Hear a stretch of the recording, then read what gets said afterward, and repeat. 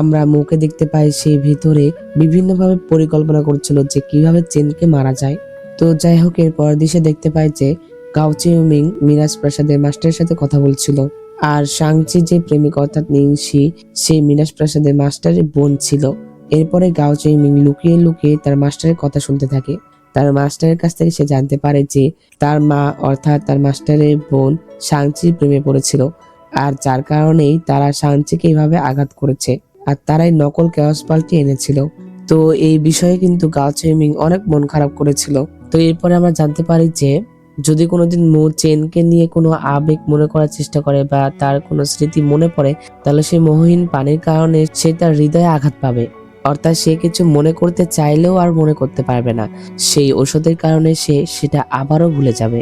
এরপর দিশে দেখতে পাই যে চেন যখন তার ক্যাম্পে ছিল তখন সেখানে গাও চিমিং আসে তার সাথে কথা বলার জন্য। সে চেনকেও এসে সেই সব কথা বলে, যেটাতে চেন যেন আসল ক্যাওস পাল্টি খুঁজে পায়। তো যাই হোক, অন্যদিকে আমরা পাওকে দেখতে পাই। পাও যখন বাহিরে ছিল তখন হঠাৎ করেই কিছু লোক তাকে মারতে চায়।